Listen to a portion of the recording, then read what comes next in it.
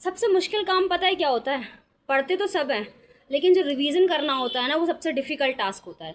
मतलब अगर मैं अपनी प्रिपरेशन की बात करूँ, तो मुझे सबसे अच्छा लगता था कि नया-नया पढ़ो, रोज़ नया-नया कंटेंट मिले मुझे, ठीक है? कभी उधर की वीडियो देखना, कभी उन मैडम की वीडियो देखना, कभी उन सर की वीडियो देखना कि भई उनने आज क्या पढ़ाया है। तो ये बहुत ही, एक तो हम कह सकते हैं अच्छी चीज़ हो सकती है कि हम कुछ चीज़ें एक्सप्लोर कर रहे हैं, लेकिन हमें अपनी बाउंड्रीज़ पता होनी चाहिए।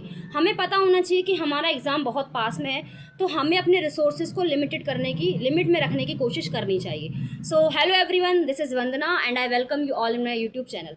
सो मैं आप लोगों को बेसिकली ये बताना चाहती हूँ कि जो रिवीजन टेक्निक है, वो आप लोगों को बहुत ज़्यादा स्मार्ट करने की ज़रूरत है, क्योंकि रिवीजन इतना बोरिंग काम होता है हमारे दिमाग के लिए कि वो कभी भी हमको प्रेशराइज़ नहीं करता कि हम आज बैठ के रिवाइज़ करें कोई टॉपिक। जैसे मान लो आज मैंने रीजनल प्लानिंग पढ़ा, आज मैंने जियोमॉर्फोलॉजी पढ़ा, आज मैंने क्लाइमेटोलॉजी पढ़ा, तो मेरा मन कभी भी नहीं कहेगा कि मैं जाके पिछला अपना कॉन्सेप्ट रिवाइज़ करूँ।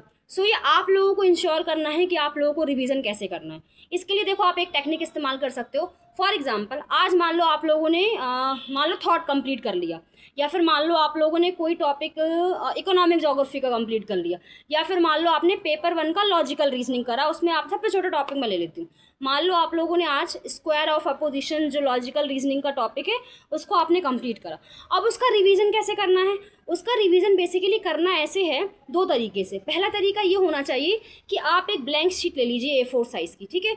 आप खुद से सोचो कि मैं एज अ टीचर, कल को मैं एक टीचर बनूंगी या बनूंगा, तो मैं बच्चों को कैसे एक्सप्लेन करूंगा, ऐसे करके सोचो। मतलब अपने आप को इस तरीके से ढालने की कोशिश करो कि आप एक टीचर हो, तो आप उस कॉन्सेप्ट को आने वाली जनरेशन को कैसे डिलीवर कर पाओगे। अगर आप उस कॉन्सेप्ट को बिना झिझक के, बिना मतलब हेजिटेशन के डिलीवर कर पा रहे हो, यानी वो कॉन्सेप्ट आपका स्ट्रॉन्ग है।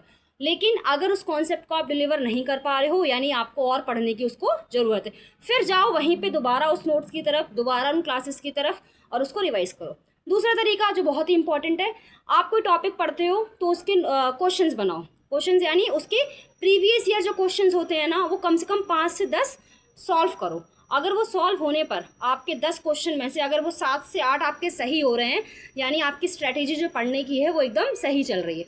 सो रिवीजन का मतलब यही नहीं होता है कि हम पुराने कॉन्सेप्ट को सिर्फ रिवाइज करें। रिवीजन का मतलब ये भी होता है कि जो हम पढ़ रहे हैं वो हमारा सही ट्रैक पर चल रहा है कि नहीं। So thank you so much.